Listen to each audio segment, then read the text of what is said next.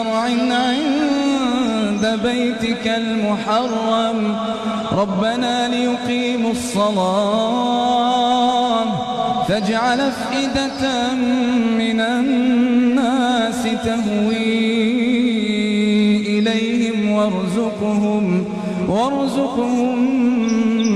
من الثمرات لعلهم يشكرون ربنا